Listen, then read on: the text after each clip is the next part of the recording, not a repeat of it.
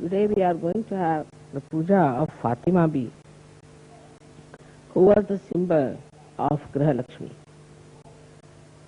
And so we are going to have the puja of the Graha Lakshmi principle within us. As the housewife has to finish every work, everything in the household, and then she goes for a bath. In the same way this morning, I had to do lots of things, and then I could come for your puja. Because today the housewife's jobs were many, so I had to finish them like a good housewife.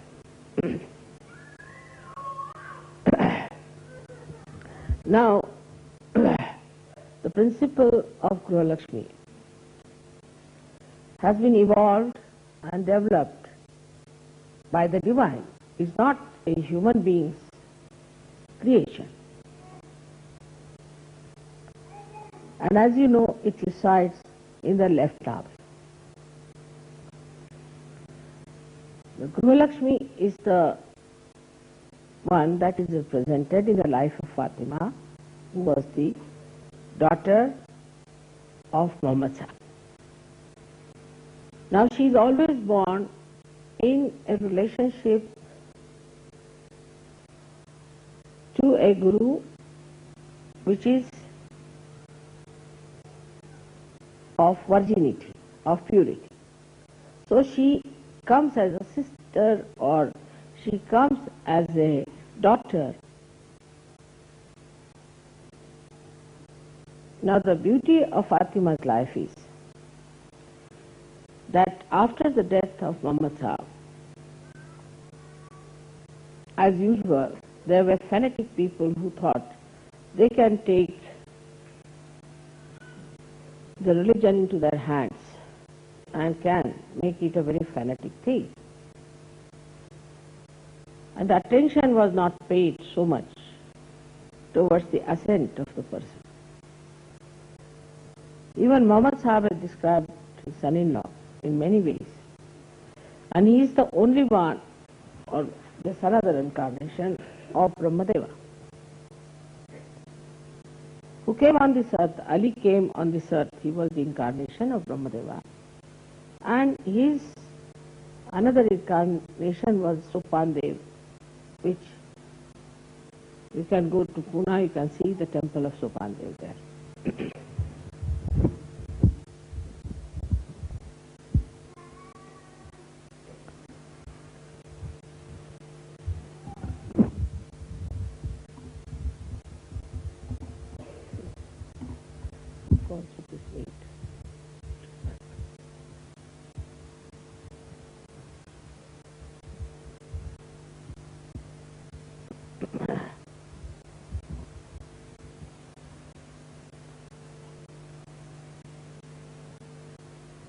So, we have Ali and his wife Fatima, who incarnated on the principle of the left navi. She stayed in her house, in her household, and she observed what you call a kind of a parda, or naqab as they call it, to cover her face. Is a symbol that a woman who is a housewife has to save her chastity by covering her face, because she was a beautiful woman and they were born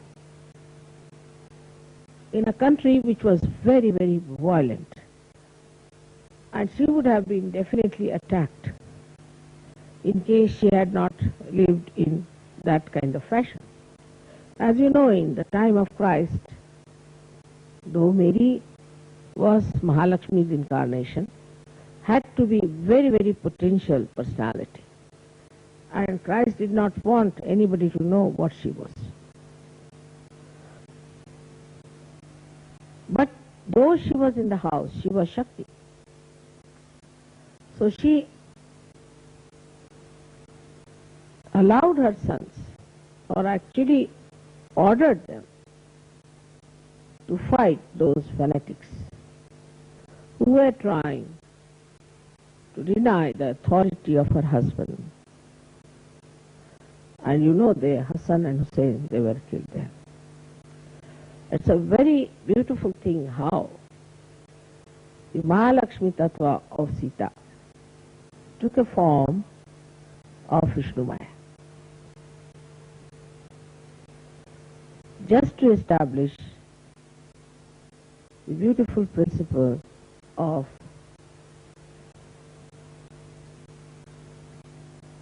a housewife. Now she was very powerful, no doubt, and she knew that her children will be killed. But these people are never killed, they never die, nor do they suffer. It's a drama they have to play to show people how stupid they are. But as a result of that, another system started where they respected saints.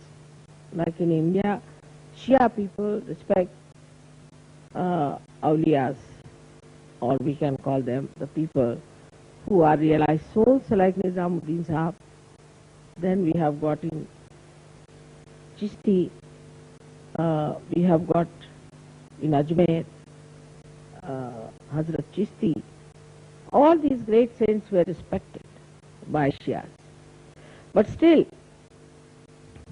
they could not transcend the limits of religiosity. So they also became extremely fanatic. Firstly, they would not see to another religion where they had saints. They would not respect the saints who belonged to another religion. And even when we had a great saint like Sainath of Shri, who was a Muslim to begin with, and it is said that Fatima herself brought him as a child in her lap and gave it to some lady.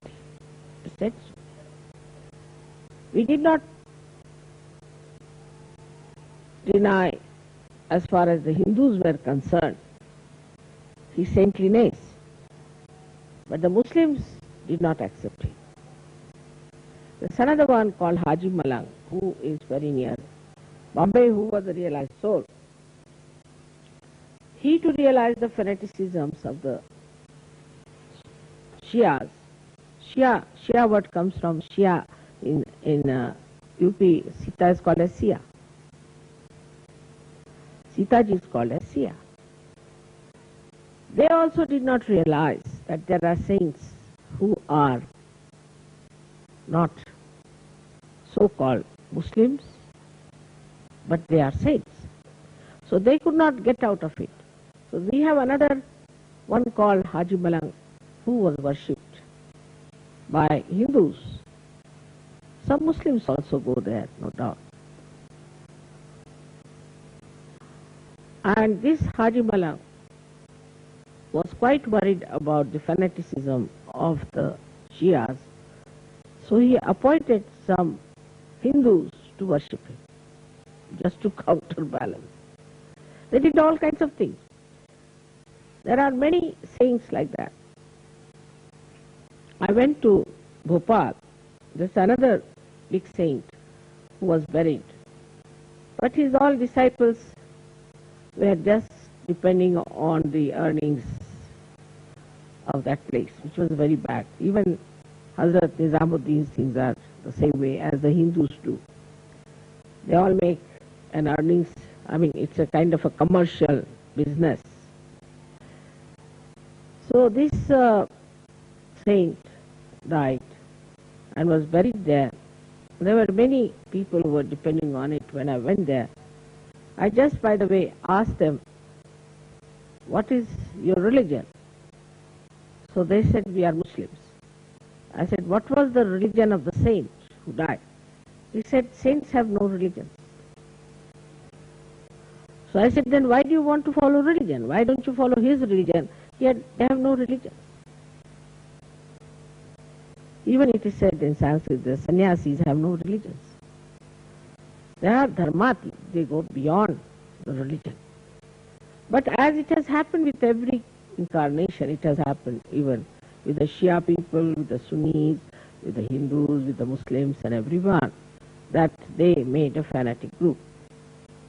Now fanaticism itself is absolutely against religion, against your innate religion within yourself, because it creates poison. It's a venomous thing. It makes you hate others. When you start hating others, then it reacts in you as horrible poison, which eats up all that is beautiful within you. Hating anyone is the worst thing that human beings can do, but they can do it. They can do whatever they like. Animals don't hate anyone. Can you imagine? They don't know how to hate. They bite someone because that is their nature. They cut someone because that is their nature. They never hate someone. They may not like someone, but this hatred, which is a poison, is a speciality of human conception and human absorption. Only human beings can hate. And this horrible thing, hatred, was settled between even the Muslims, which was not done. This Karbala was not created for hatred, but for love. Everything that was done for love was converted into hatred in every religion. Now the worst part of the whole thing is that one part which hates thinks the other part is the worst of all. And the another part thinks that the first part is the worst of all. Under what rule, law,